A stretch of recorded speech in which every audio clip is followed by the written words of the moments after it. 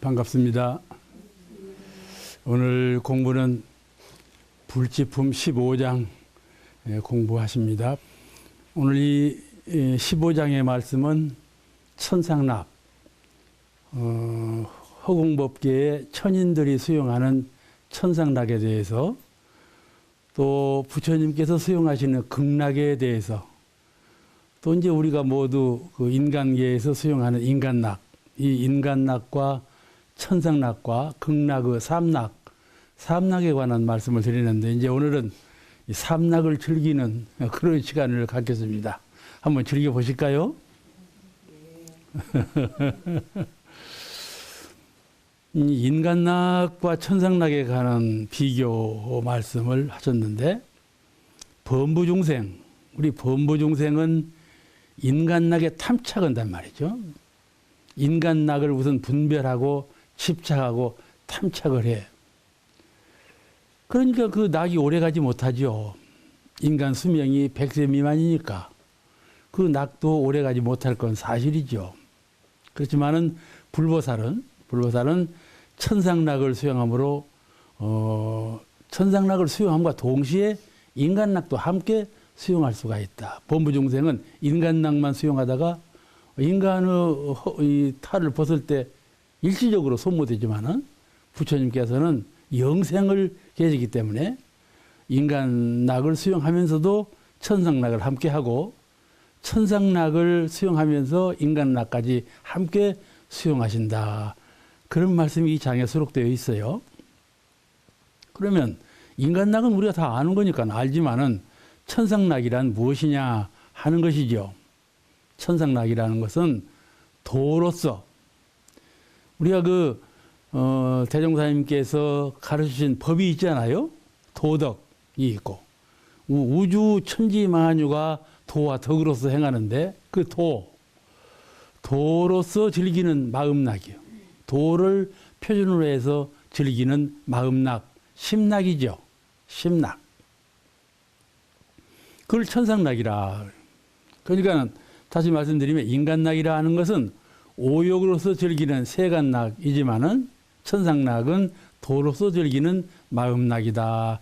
그렇게 비교급으로 이해할 수가 있어요. 하나는 육근락이고 하나는 심락이죠.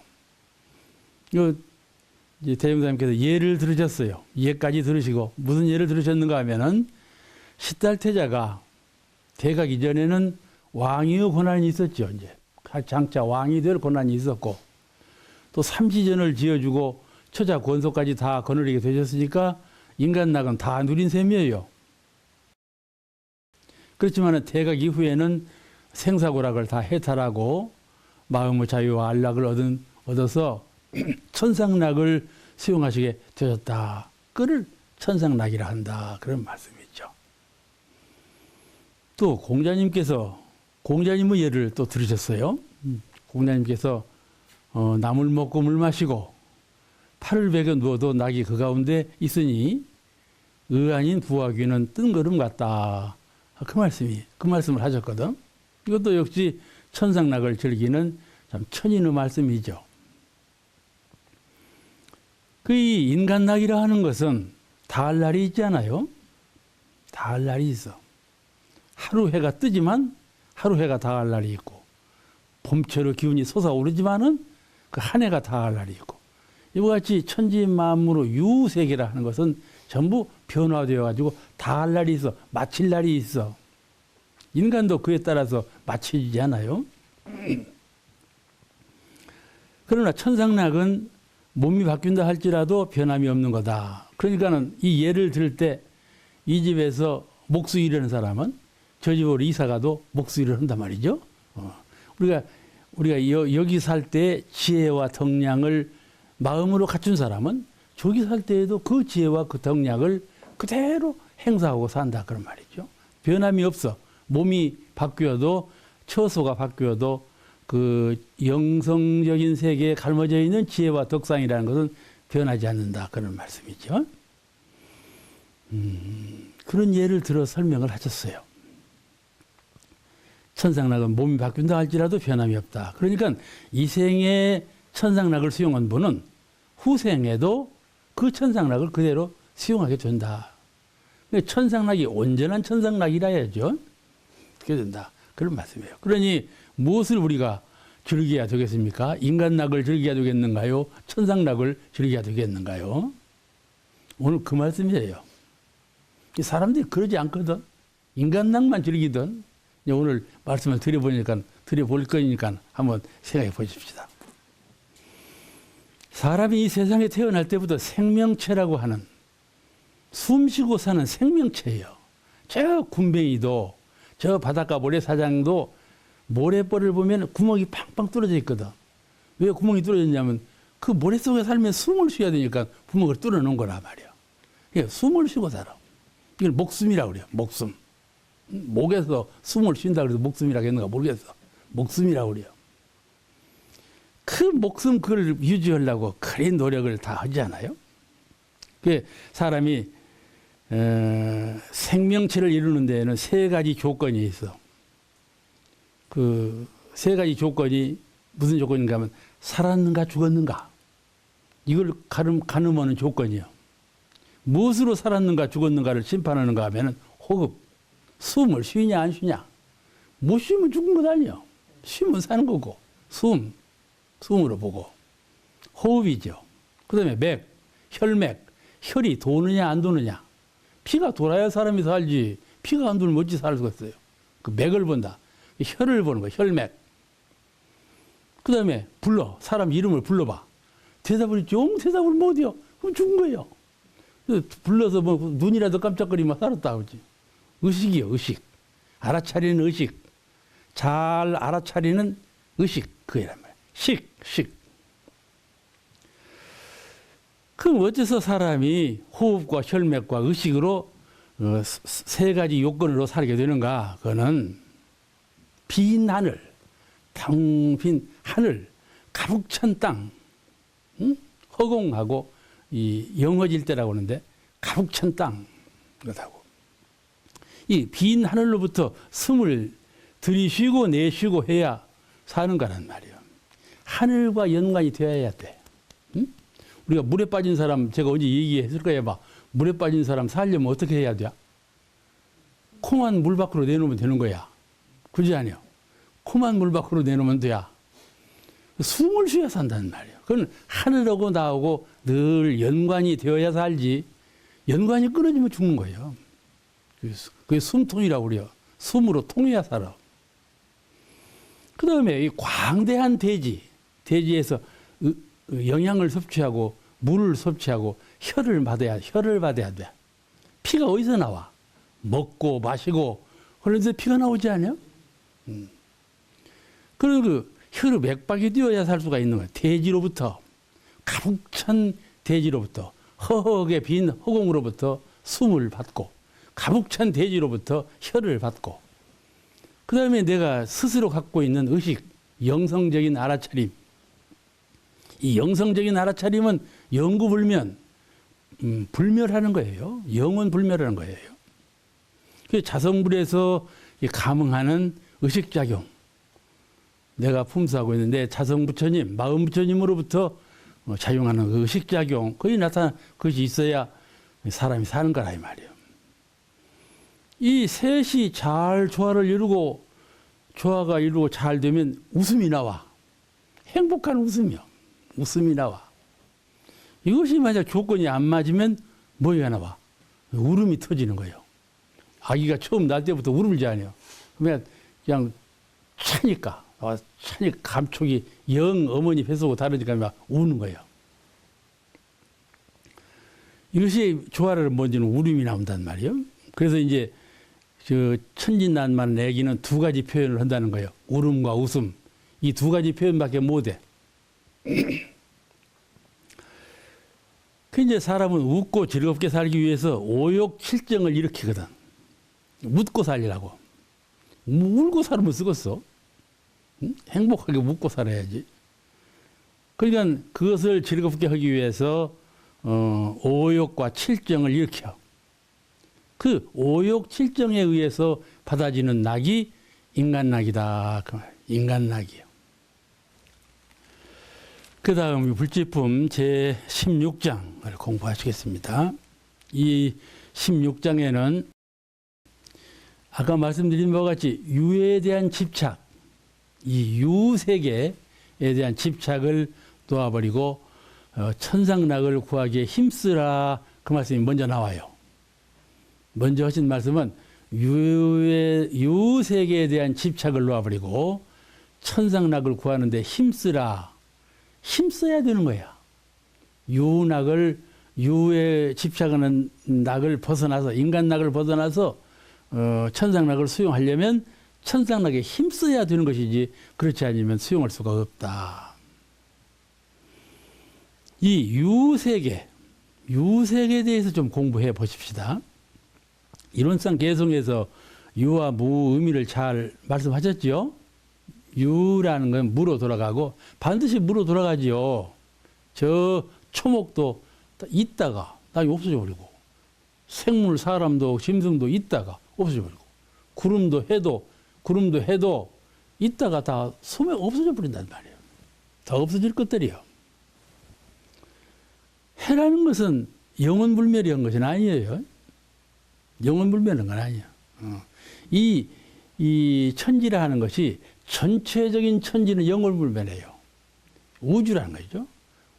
완전히 전체의 세계는 영원불멸한 것인데, 태양이나 달이나 지구나 이런 항성체, 지금 우리가 천지라고 알고 있는 이것은 변한다 말이죠. 소멸된다 이 말이죠. 근데 소멸돼도 다음에 우리가 인생보를 받고 인간으로 태어나도 그때도 하늘은 하늘이고 땅은 땅이에요. 그때도 태양이 있을 거예요. 이 태양은 아니지만은 태양이 없으면 사람이 존재하들 못해요. 물이 없으면 존재하들 못하고, 흙이 없으면 존재하들 못하고, 공기가 없으면 존재하들 못하거든요. 예, 그런 상황으로 또 조성된 그 자리에 사람이 이제 생태를 이루고 사는 것이죠. 그와 같이 내가 만약에 아주 영원한 후에 또다시 태어난다 하더라도 그때도 하늘은 하늘이고 별은 별이고 그런 세계에 태어난다, 그런 말이에요. 그래서 그 천지라 하는 것은 영원불멸해. 우리가 생명을 보양하고 살고 있는 이 토대, 기본적인 토대는 영원불멸해. 그렇다고 해서 지금 우리가 살고 있는 이 하늘과 땅이 그대로 있는 건 아니에요. 다만 변하지만은 이건 부분이에요. 하나가 부분이고 전체의 우주 세계는 불변이다, 그런 말씀이죠. 그래서 우리가 영원불멸한 천지의 도를 쳐받아서, 그래 우리가 법신불 사은이시여 사은을 신봉하는 거예요. 사은은 영원불멸해요. 사은은 영원불멸해. 그와 같은 진리관에서 우리는 사실적 신앙의 대상으로 사은을 신봉하고 진리적 신앙의 대상으로 이론상을 신봉하게 되는 것이에요. 이제 이 장에서 하신 말씀은 유에 집착하지 말고 천상락을 구하기에 힘쓰라 그러는데, 그 말씀의 뜻을 한번 새겨 보겠습니다. 그 대중계에 그런 노래가 있죠. 다 아시는가 몰라. 가는 세월 그 누구가 잡을 수 있나요? 그거죠. 흘러가는 시냇물을 막을 수가 있나요? 그 가사 끝에 뭐라고 했는 거니? 하지만 네 마음은 변하지 않는다는 말이에요. 응? 과연 내 마음은 변하지 않을까? 어쩔까? 응? 맞아. 내 마음도 변하는데 여기는 변하지 않는다고 해서. 사람들이 말은 잘해요. 노래도 잘하고. 그래도 변하는 마음을 갖고 있거든. 그래도 변하지 않는다고 그래요. 변하지 않는다는 말이 무슨 말인가 하면 그냥 그건 상념이고, 왜 마음도 변하는가? 그건 유마음이요. 무마음이 아니라. 유는 무로, 무는 유로 돌고 돈다 하는데 마음속에도 유가 있어. 유마음이 있고 무마음이 있고, 그 유마음이 변하는 거예요. 나는 너를 어떤다 해놓고 나중에 변하거든. 그건 유요. 분별심. 그와 같이 여기 말씀하신 유색이나 유의 정신적인 유, 물질적인 유, 그 유에 집착한다 그런 말이요. 집착해서 그렇게 집착하면 천상락을 몰라. 천상락을 모르는 거예요. 천상락이란 그것에 집착을 벗어나야 천상락을 수용할 수가 있는 것이지. 그러니까 그 유마음과 무마음을 잘 이해를 해야 되고, 그를 초탈할 수 있는 법력을 갖춰야 돼요. 우리 인생은 생명이 목숨에 있는 줄 알죠. 목숨이 끊어지면 죽는 줄 알지. 그래서 목숨에 얽매여. 그렇지만은 참 생명이라 하는 것은 참 생명, 목숨 밖에 있는 거예요. 생명은 목숨에 있지만은 참 생명은 목숨 밖에 있어. 그건 모르거든. 그게 유목숨과 무목숨이 다른 거예요. 유목숨은 숨 쉬고 있는 목숨이고 무목숨은 숨 안 쉬는 목숨이요. 숨 안 쉬는 먹지도 않고 숨도 안 쉬고는 목숨이요. 그런 목숨이 있는 줄 모르거든. 또 그 낙을 소유함에 있어서 유를 소유해. 그렇죠. 물질적으로 유를 소유하고 유 세계에 있는 것을 소유해. 아, 이거 내 거다. 내 철학이다. 내 정신이다. 내 물건이다. 내 권속이다. 나를 중심으로 해서 모든 것을 소유하는 거야. 내 것, 소유. 내 것은 나가 아니에요. 나의 것이지. 응? 근데 나는 그것은 아니거든요. 아시겠죠? 나하고 내 것하고는 완전히 차이가 있어요. 그 소유함을 그 위에 집착하는 거, 소유함에 집착하는 거, 그걸 낙으로 삼는다 그 말이죠. 그래서 이제 우리 생명을 생명 밖에 있는 참 생명을 모르고 이 소유 밖에 있는 참 그 낙을 모른다. 소유함으로써 낙을 삼는데 그 소유 밖에 있는 낙을 몰라. 나에게 내가 수용하는 모든 물질이 하나가 없어도 비어버려도 낙은 사라질 수가 없는 거고 그런 건데 그냥 물건이 사라지면 낙이 사라져 죽어버려. 뭐 저 재산이 좀 있다가 일시 없어져 봐봐. 그 자살해버리지 못 사는 거예요. 그 고통 때문에 못 살아. 아니 사람을 사귀다가 사람이 멀리 떠나가 버려 봐봐. 그것 때문에 죽는 사람이 있어? 죽는 사람이 있어. 그와 같이 소유라 하는 것이 거기에 집착하면 안 되죠. 참된 낙이라 하는 것은 소유 밖에 있어. 소유 밖에 있어. 그 이제 우리는 이 불교를 숭상하던 고려를 망하게 한 것이 이조 시대 아니에요? 이조 시대에 불교를 숭상하던 고려를 망하게 했는데 그 유교가 불교를 물리칠 때 무엇을 제일 주장을 했는 거니? 허무정멸. 불교는 허무정멸 사상이다. 허무, 정멸. 비고, 없고, 고요하고, 멸도된 이거를 주장하는 종교가 불교다. 그러니 가정도 없어. 불교는 다 산속으로 들어가지 않냐. 가정도 없어. 세상을 다 버려버려. 이렇게 되면 세상이 무엇이 되겠나. 허물정명을 주장하는 불교는 우리가 배척해야 된다 하고 유교가 고려의 불교를 배척하면서 고려를 다 무너뜨려 버렸잖아요. 이조 조선시대를 만들면서 유교의 불교의 허무정멸 사상이라고 불교를 쳤거든. 그래가지고 이제 2조 500년 동안 2조 500년이 가장 순환이 많은 가장 순환이 많은 고통이 많은 왕정치였어. 그런 그 정치 시대를 500년간이나 끌어왔어요. 그는 불교의 허무정멸이 그냥 허상, 실상이 없는 거 이렇게 본 거야. 그런데 허무정멸은 진실로 실상이다 그런 말이죠. 허무정멸은 이론상은 비었지만 이론상은 내용은 참 진정한 실상이다 그런 말이죠. 그렇죠? 그 실상자리를 몰라서 그런 것이죠. 그러니까 그 쉽게 말하자면 인간낙을 즐길 줄 알았지 천상낙을 즐길 줄을 모르는 것이죠.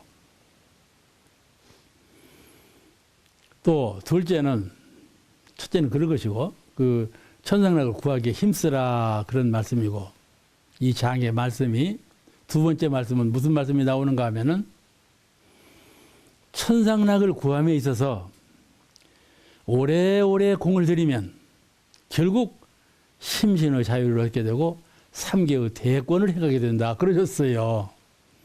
우리가 천상낙 수용하는 것도 즐겁고 좋은데 그 천상낙을 수용하게 되면 결과적으로 점진적으로 심신의 자유를 회복하게 되고 이 3개, 욕계, 색계, 무색계의 3개의 대권을 행하게 된다. 그렇게 말씀해요. 결과적으로 그런 불가를 얻게 된다. 그러면 천상락을 얻어야 되겠는데 천상락을 구하려면 어떻게 공을 들여야 될까요? 응? 쉽게 한번 대답해 봐봐. 대종사님께서 그러지. 사막병진 공부를 해야지. 그러고 맞아. 그렇게 해야 되지 않겠어요? 대종사님께서 경계를 당하여 마음을 요란하지 않게 하고 마음을 어리석지 않게 하고 마음을 그러지 않게 하라. 대종에 나오는 말씀이죠. 그 사막공부, 사막병진 3대력 공부예요. 이 3대력 공부를 해야 천상락을 얻게 되는 것이죠. 그리고 시시로 연불과 선을 잘해야 돼요. 쉽게 말하자면 시시로 연불과 선을 좀 잘해요. 그냥 잘 때에도 아이고 잠 온다 푹 자는 것이 아니요. 조용히 연불하면 극락세계가 돌아와. 꿈에도 반드시 그 영혼이 원부 총부에 와 있든지 교무님하고 뭔 얘기를 하든지 법계에 있어. 내 심혼이 법계를 떠나지 않아. 연불해서 자면 연불하고 그냥 고운하게 자자 하고 자버리면은 오만 꿈을 꾸지 이제. 그건 중생 꿈이야. 그것이 연불이라는 것이 그와 같은 작용을. 그러니까 우리 천도제를 지낼 때도 연불을 많이 하고 독경을 많이 하면 영가가 그런 혜택을 입는 거예요. 스스로 마음이 정화돼야. 근데 우리 스스로도 그렇지만은 연불, 선은 생각을 비워버린 거거든. 텅 빈 마음으로 이런 쌍마음, 이런 쌍의 심령을 가만히 수어온단 말이에요. 오래도록. 또 잠시라도 그 이런 쌍의 참된 경지에 서하고 영영한 그 요요한 심경으로 가만히 사무쳐 본단 말이에요. 그럼 몸도 피로가 회복이 되고 정신도 상쾌해지고 심력이 생기는 것이거든. 이렇게 하면 자연히 모든 경계를 대할 때 자유하는 마음을 가져. 내가 이런 쌍 마음을 분명하게 갖고 있으면 저것에 국집되지 않아요. 국집될 리가 이런 쌍을 잊어버렸기 때문에 국집이 되지. 이런 쌍을 잊지 않으면 절대로 흔들리거나 요란해지거나 어두워지지 않아요. 우리가 어떤 교도님은 이런 쌍을 잊어버리지 않기 위해서 이 손에다 이런 쌍을 그렸어요. 이렇게 붓으로. 이렇게 쳐. 내 손 어디 있냐 하면 얘가 있고 이런 쌍은 얘가 늘 이런 쌍이 나타나. 그 이런 쌍이 안 지우려고 해서 지워져 버려. 그럼 또 그려. 그 자리에 또 그려놨어. 또 지워져 버려. 또 그려. 나중에는 이런 쌍을 지우려고 해도 안 지워져 이게. 계속 거기다 그려놨더니 나중에는 안 지워져 그냥. 근데 돌아가실 때까지 갖고 있었어. 그와 같이 우리가 연불이나 선을 이렇게 자꾸 챙겨버릇해요. 잠시 연불하고 선한다는 거 이것이 그 한두 번 하는 것이 아니고 계속적으로 하면 큰 힘이 생겨요. 아주 밝은 깨침이 생겨요. 깨침이 생기고 이길 수 있는 이 세상은 이겨야 하는 거예요. 그렇지 않아요? 무엇을 해도 이겨야지. 지면 쓰겠어요? 마귀와 부처도 이겨야 하고 이게 법마상정이거든. 법마상정. 이겨야 하는 이길 수 있는 힘이 생긴다. 그런 말이죠. 그 이제 그와 같이 여러 번 하면 그런 힘이 생겨. 그래서 자성의 정을 세우기도 하고 자성의 해를 세우기도 하고 자성의 계를 세우기도 한다. 그런 말씀이죠. 이 청법하는 기회. 여러분 오늘 오셨잖아요. 이 기회거든. 청법하는 기회를 게을리하지 않아. 늘 관심을 두고 늘 또 사리를 연망할 수 있는 때가 와요. 신문을 본다든지 교전을 본다든지 무엇인가 하고 의문이 걸린다든지 이럴 때 자꾸 해력을 양성한다. 사리분간을 분명히 해서 해력을 양성하고 또 어떤 사람을 만나고 어떤 일을 하고 어떤 경계를 당할 때에도 이것이 정이냐 사냐 정사구별을 잘해야지. 그래야 된 저것을 계력을 향상시켜서 정력, 해력, 계력 이 3대력을 향상하면 이것이 바로 천상락을 구하는 공이 된다 그런 말이죠. 천상락은 우연히 돌아오는 것이 아니고 내가 기도 온다고 되는 것이 아니요. 야, 천상세계에 태어나게 해달라고 나를 수용하게 해달라고 해도 안 되는 거예요. 자력으로 해내야지. 그래서 이 한 번 힘을 얻으면 이 사람이 부유해지는 것도 그래요. 한 번 작은 힘을 얻어서 내가 이렇게 하면 되겠네. 그러면요. 그 사람은 눈덩이처럼 재산이 불어나요. 자기가 상상도 못해서 큰 부자가 되는 거예요. 사람이 큰 부자 될 때 그래요. 여러분 큰 부자 안 되어 보셨어? 이제 되어 보셔야지 이제. 그런데 작은 것이 되는구나 할 때 그 작은 힘이 뭉친 거거든. 이 힘으로 되는 거예요. 정신력도 꼭 그와 같아요. 이렇게 하면 되겠네. 어느 스님은 자기 마음 가운데 이렇게 하면 되겠네. 그러니까 보따리를 싸버렸대. 나 이 자리에 안 있을란다. 그냥 싹 내버리고는 저 원두막 같은 거 지어갖고 새로 들어갔다는 얘기가 있어. 초당을 지어서 들어갔다는 얘기가 있어. 그와 같이 어떤 그 자신감이 생기는 때가 있어요. 힘이 종자를 뿌리는 것처럼 힘이 탁 생겨. 이제 그 눈덩이처럼 불어나죠. 금강처럼 강해지죠. 그런 힘을 우리가 갖춰야 돼요. 오늘 말씀 여기서 마치겠습니다. 감사합니다.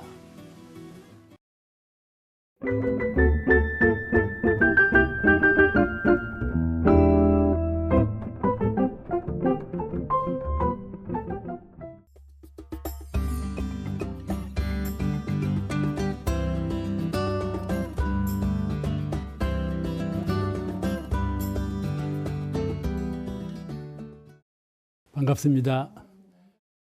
그 다음 불지품 19장을 말씀드립니다. 19장도 장문으로 되어 있었기 때문에 그 19장 내용을 먼저 요지로 말씀을 드리면 한 제자가 서울 박람회에 대종사님께서 한번 다녀오시면 좋겠습니다. 이렇게 말씀을 드린 거예요. 그러면 여러분께 박람회 구경 한번 가세요. 그러면 어떻게 하실랍니까? 가자! 그리고 따로 나설 거예요.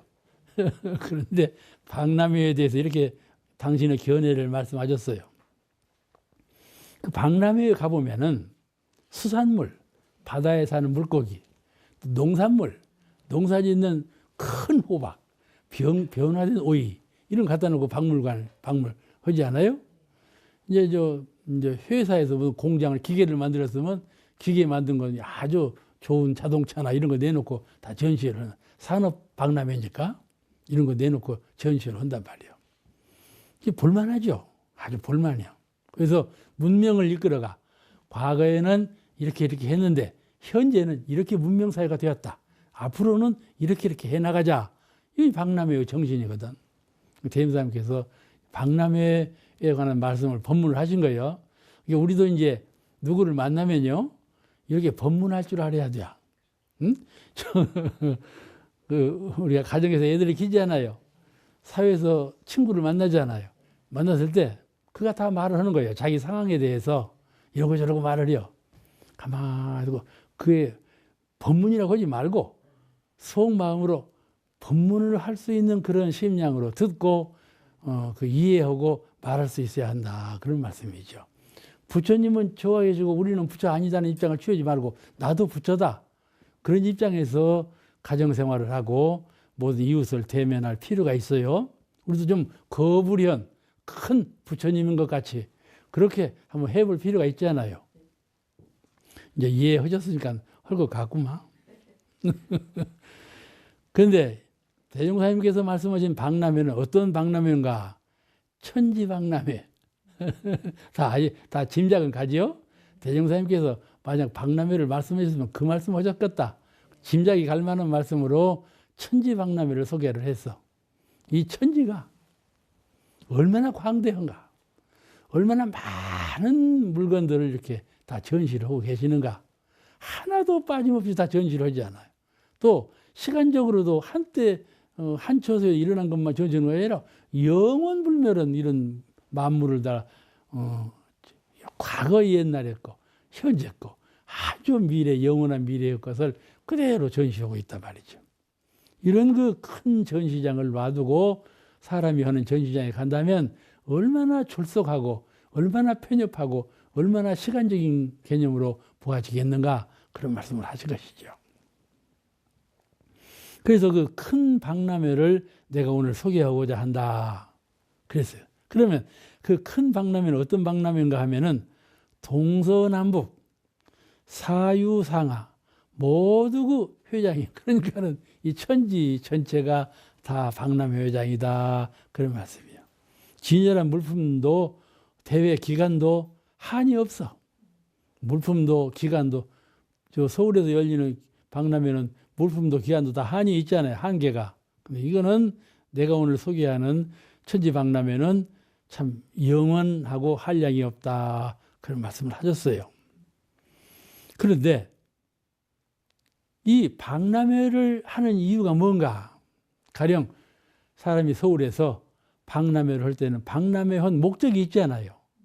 그와 같이 사은님께서 천지를 통해서 박람회를 하고 계신단 말이에요. 그러면 사은님께서 하시는 박람회의 의미는 뭔가 생각해 볼 필요가 있죠? 그렇죠.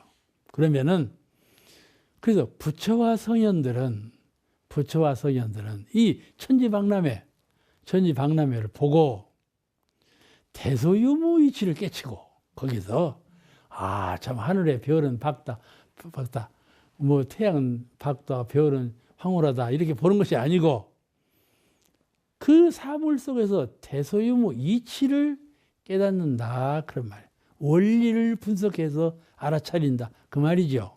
예? 빵을 구워서 맛있게 생겼으면 그냥 먹고 마는 것이 아니라 그 빵을 어떻게 굽는가, 그 방법을 알아내려고 하는 것처럼 이 원리를 분석해서 이해할 줄 알아야 한다. 그래야 체화될 수가 있죠.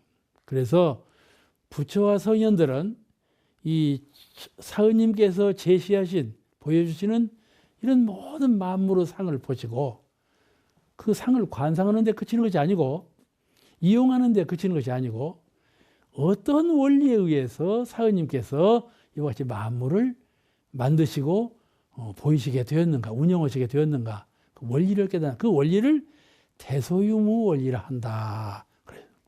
이 대소유무 원리, 이건 원불교만 갖고 있는 원리죠. 대소유무 원리.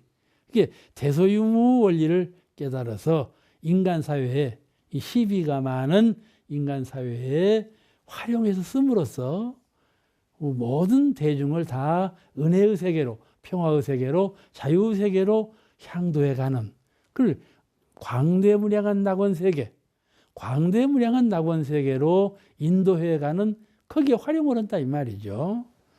그렇게 하는 것이 내가 오늘 소개하는 천지 박람회다, 이렇게 말씀하신 거예요. 우리는 박람회, 서울 박람회 구경 갈 것이 없다, 그런 말이에요.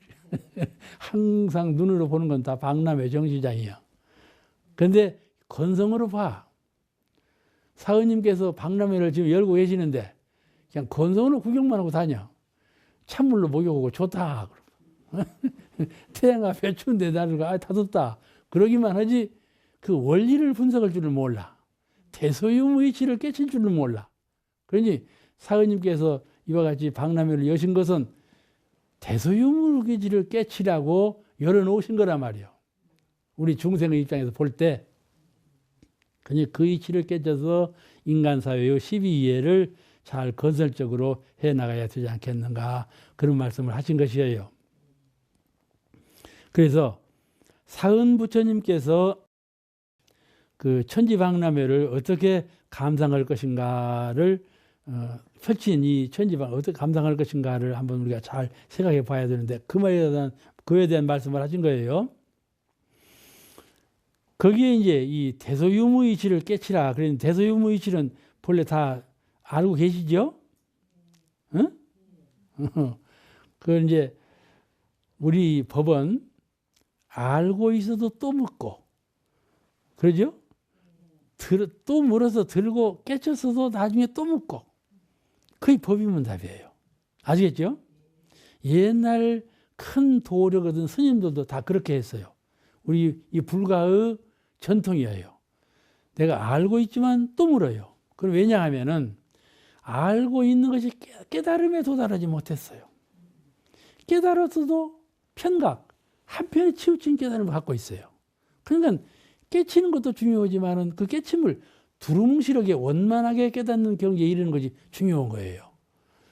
그러니까 내가 깨닫고는 있지만은 그것이 어디에 결함이 있는가 내가 몰라. 또 묻는 거예요.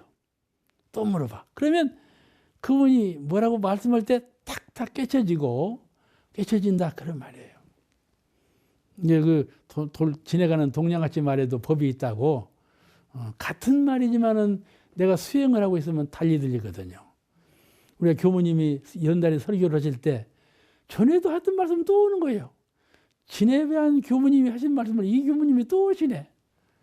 이거 또 하네. 이 길로 듣고 이 길로 나가버려. 그러면 그분은 공부 하는 분이야. 공부를 하는 분은 똑같은 법문을 해도 깨달음이 달라. 느낌이 다르고. 내가 그만큼 변화되고 있는 거예요. 공부로. 그러면 같은 경계가 돌아서 우리가 천지 운행을 봐봐. 하늘의 허공, 땅의 이슬, 허공의 달빛. 만날 보는 것이지. 만날 보는 거예요. 그러지만은 오늘 감상이 다르고 내일 감상이 다르고 똑같은 걸 보지만은 나의 감상은 달라지잖아요. 그와 같이 자꾸 선문선답을 하는 거예요. 물어보는 거예요. 우리가 이제 설날 종업사님 배우러 가자는 게 전부 와. 하나도 물어보는 사람이 없어. 그러면 되겠어? 그러죠? 우리가 교무님한테 올 때에는, 교당에 올 때에는 교당 내용시 주의사항, 강박감상등자를 문답하기에 주의할 것이요. 한 번도 강박감상을 문답하는 일이 없어. 그러면 이 공부도가 훨씬 처지는 것이죠. 그죠? 공부 길을 잘 아는 분은 그러지 않아. 알고 있어도 또 묻고. 그러면 묻는 거 또 묻는지 다 알아. 그렇지만은 그것도 참 이제 문답 듣는 분도 귀찮은 일이요. 그래도 그런 가운데 다 법을 싹이 트고 서로 성장하기 때문에 그런 도리를 해가는 거거든요. 그와 같이 이 천지박람회를 구경을 관람할 때 그런 의식을 가지고 천지 만물을 깨쳐가야 한다. 천지 만물이라는 건 우리를 깨치게 하는 도구요. 그냥 우리에게 은혜만 주고 있는 것이 아니고 은혜만 주고 있는 것이 우리에게 깨달음을 주고 있는 대상이다. 그런 말이에요. 그렇지 내가 공부하는 사람은 깨달음의 대상이에요. 그 다르지요? 내가 생활하는 사람은 은혜의 대상이에요. 사은이 이와 같이 천지 만물로 박람회를 하고 있는데 내가 생활하는 사람은 은혜의 대상이지만 공부하는 사람은 깨달음의 대상이에요. 이렇게 달라지죠. 그 이제 이런 사은께서 이 펼쳐진 박람회를 보고 우리가 대소유무이치를 알아서 내가 만약에 활용한다면 그분은 이미 그 군색함이 없다. 내가 깨쳐서 그 도리를 활용하면 군색한 것이 없어. 내가 깨치지 못하고 그 일을 활용하면 모질라는 것이 많아. 그죠? 그런데 내가 깨닫고 이 물건을 활용하면 군색한 것이 없다. 그런 말이에요. 의미가 영 다릅니다. 나에게 내 심령, 내 정신의 세계에서 깨침이 있고 이 물건, 저 물건을 활용하는 사람하고 깨달음이 없이 이 물건, 저 물건을 활용하는 사람은 심경에 깨침이 없는 사람은 항상 부족함이 있어. 깨달음을 하는 사람은 항상 넉넉하다 이 말이에요. 부족해도 넉넉해. 불치풍 20장. 방송국에서 진도가 늦다 그러니까는 좀 더 갑니다. 20장. 대중사께서 조송광, 전음광 두 제자하고 같이 남중동, 이거 가깝죠? 남중리를 산책을 하신 거예요. 총부를 떠나서 남중리로 이제 산책을 하는 거죠. 우리가 요새 그 산책 가려면 배산 가지 않아요. 그렇게 이제 남중리를 산책하신 것이요. 근데 거기에 노송이 몇 그루 있는데 참 아름다워. 그러니까 여성광님이 참 아름다운 노송이요. 이 노송을 총부 근방에다 갖다 심었으면 좋겠다. 그런 말씀을 하신 거예요. 그럴 수 있죠?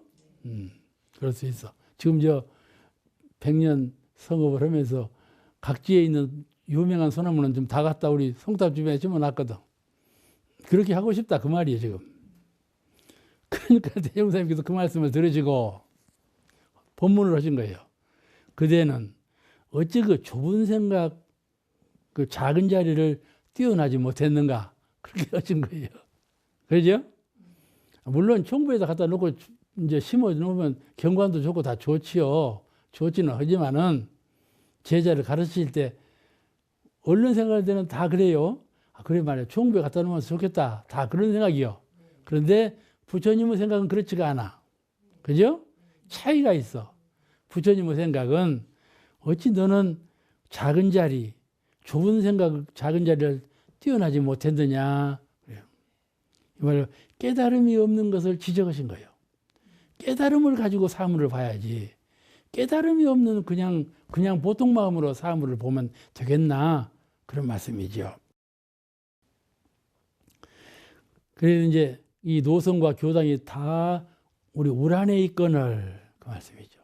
미국에 있는 나무도 우리 울 안에 있고 저 하늘에 솟아있는 태양도 우리 울 안에 있고 한 물건도 울 안에 벗어난 바가 없어. 전부 다 우리 도량 안에 있다.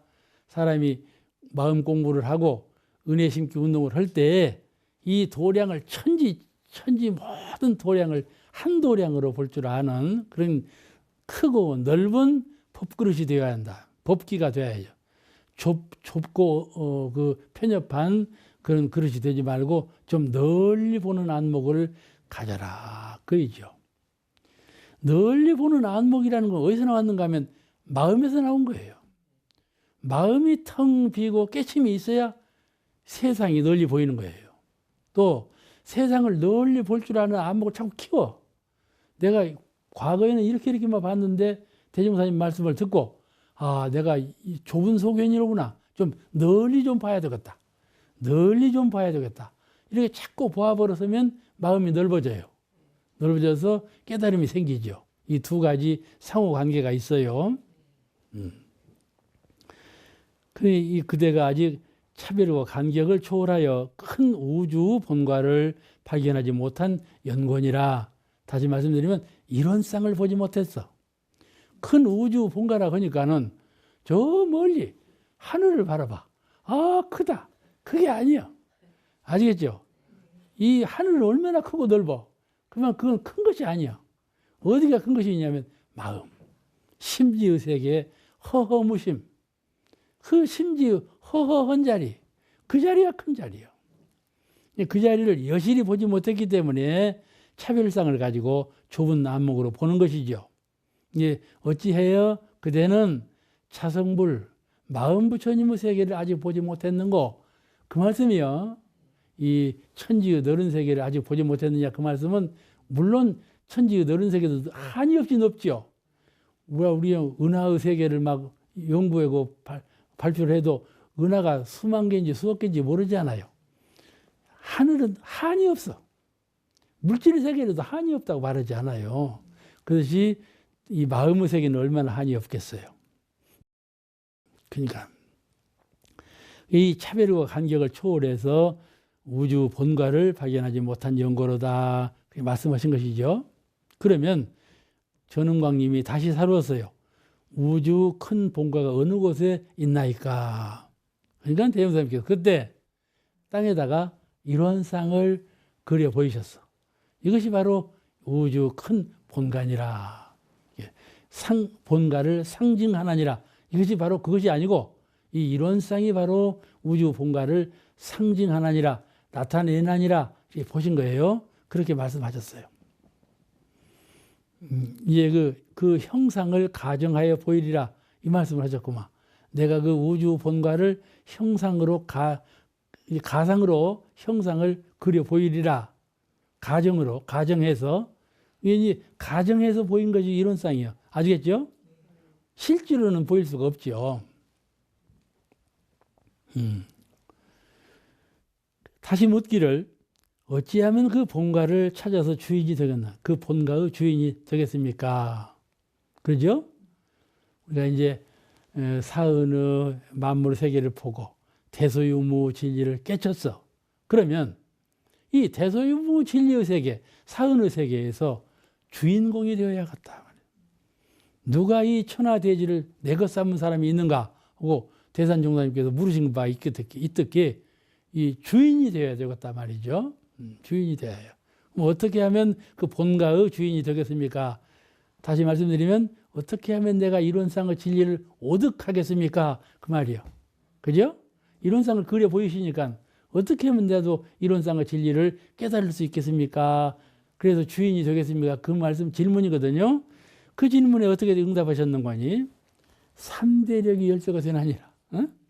수양, 연구, 취사 이 3학으로 이룬 3대력, 마음의 심력, 법력 이것이 바로 그 열쇠가 되나니라. 그러시면서 그 열쇠는 신분의성으로 조성되나니라. 신분의성이 없으면 그 열쇠를 조성할 수가 없다. 그러니까 신, 분, 의성으로 수양, 연구, 취사를 정진해서 3대력으로 이 본가에 들어올 수가 있다. 그렇게 법문하신 것이죠. 이 세상은요, 참 이 생명이 얼마나 많아요. 땅을 파보면요, 무수한 생명체가 살고 있거든요. 의사들은 그 바이러스라고 하는 것을 발견해갖고 그 아주 미세한 균까지 다 알아내고 있잖아요. 그러니까 생명체가 그냥 꽉 찼어, 우주에. 꽉 찼다고 해도 과언이 아니야. 이런 허공 가운데도 그냥 균이 꽉 찼다고 그러지 않아요? 그러듯이 생명체라는 건 자꾸 그거 안에 꽉 찼단 말이에요. 그런데 이런 그 생명체가 태어나면서부터 다 무엇을 하는가 하면 집을 지어. 집을 지어. 제가 원로원 정화관이 있거든. 우리 정남들은요, 원불교에서 최대 우선적으로 호강을 시켜주고 있어. 그 집이 정화관이에요. 이제 그렇게 견학을 와. 정남을 하면 얼마나 대접받고 있는가 보러 왔다고 이제 구경하러 와. 와서 방문을 열어보면 큰 방이라 하더니 별로 크도 않네. 그렇게 좁아 보여. 그래도 제일 큰 대접을 받고 있는 거예요. 그리고 그 정화관에서 문을 탁 열으면 제가 기거하고 있는 창문 동창을 열으면 그 정원이 있어. 정원에 봄이 되면 무엇이 날라오는 건 까치, 떼까치. 이제 파란 그 까치 있죠. 옛날에는 그 떼까치가 없었는데 흰색, 검정색 까치만 있었는데 지금은 떼까치가 와요. 그리고 그것들은 꼭 때로 지어다죠. 호르르 막 앉아. 뭐 하는가 보면은, 봄에 뭐 하는가 보면은 전부 날아와서는 군뱅이나 이런 거 잡아먹고는 갈 때는 이파리나 그 가지 이런 걸 물어가. 왜 이파리나 가지를 물어가는가 하고 보면 집을 짓는 거야. 집을 지어. 새끼를 치고 낳는 거예요. 그것이 이제 그 생명체의 본질이요. 무엇이든지 집을 지어. 내 영혼은 육신으로 집을 지었어. 그죠? 이 육신이 내 영혼의 집이요. 저 해안으로 가봐봐. 모래 구멍이 빵빵 뚫렸어. 그 구멍 뚫린 안에마다 전부 조개가 살든지 뭐지 살아. 그게 그 조개란 놈은 모래로 집을 지어. 모래로 집을 지어. 모두가 다 생명체는 집을 짓고 살아. 그죠? 자기 생명을 보호하기 위해서 집을 지어. 그런데 이거는 사실세계에서 집을 짓는 것이지. 우리 중생계에서는 현실적으로 사실계에서도 집을 짓지만은 정신세계에서 집을 지어. 응? 늘 정신 속에 관념을 가져. 어떤 상을 가져. 그런 상을 물상이라 현실세계에서 모습은 이 모양상자를 상이라고 써. 이런 모양을 가졌다. 정신세계에서 어떤 고정된 관념을 갖는 것은 서로상자, 이론상 할 때 상자, 그 상이요. 그런 정신세계의 모습은 서로상자로 상을 쓰고 물질세계의 모습은 모양상자로 상을 써. 그런 그 관념을 가져요. 그런데 그래서 집을 짓는다는 말은 사람 모든 생명이 자기의 생명을 보양하기 위해서 물형적인 집도 짓지만은 정신세계에서 형체가 없는 관념적인 집을 지어. 이 두 가지 집을 지어요. 아시겠죠? 이제 모든 생명은 다 그런 성질을 가지고 있어. 그래가지고 여기서 말하는 본가, 때문에 말하는 본가라 하는 것은 그런 집을 다 타파해버리고 전체적인 본가를 말해요. 가장 원천적인 근본적인 본가를 말하는데 그건 뭐냐 하면은 본성 그래요. 불가에서 이거는 본가 집가자를 썼지만은 집을 짓는다. 그래서 집가자를 썼어. 근데 그 집 중에서도 가장 크고 가장 근원적인 본가, 그 집은 뭐냐면 본성 그 말이에요. 본래 성품짜리. 이론상이죠. 여기서 본가라, 본디 본자하고 근본 본자하고 집가자를 본가라 했는데 그 본가는 본성을 말하는 거예요. 본성. 응? 집을 지었다가 니까는 그냥 무슨 집을 지었다는 것이 아니고 본성을 말하는 것이다. 그런 말씀이에요. 그 본성이라야 가가 없고 한량이 없고 이 시간이라는 것이 없어. 그러니까 보통 사람들은 형상 있는 집을 현실적으로 짓고 수도자들은 형상 없는 집을 관념적으로 지어내요. 이 두 집을 부셔버려야 돼. 이 두 집을 부셔버려야 진리적인 본가에 이를 수가 있어요. 그 자리가 바로 이론상이죠. 이론상이에요. 그래서 이 이론상의 본가는 3대력이 열쇠가 되고 그 3대력은 신분의성으로 조성한다.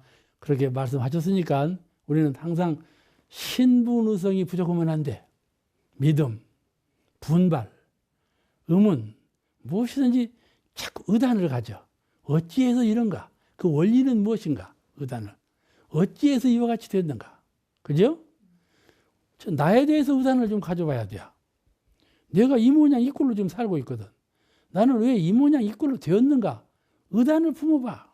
그리고 전생에 내가 무엇을 했으니까 내가 이렇게 되었는가 보다. 전생에 내가 무엇을 했으니 공부하는 과정에서 생활하는 과정에서 다른 어울리는 과정에서 이렇게 된 것은 그러한 이유로 이렇게 되었겠다. 그 원인 분석을 해봐. 자기에 대한 의문을 가져봐요. 이게 의문이야. 성, 지성으로 하라. 신분의성으로 해서 3대력을 얻을 때까지 신분으로 나가야 되지 않겠어요? 제가 마산에 근무할 때 문신이라고 하는 조각가가 있어서 이 세계적인 조각가 불란서에서 아주 유명한 활동을 하다가 이제 고국에 돌아와서 마산에서 조각을 했어요.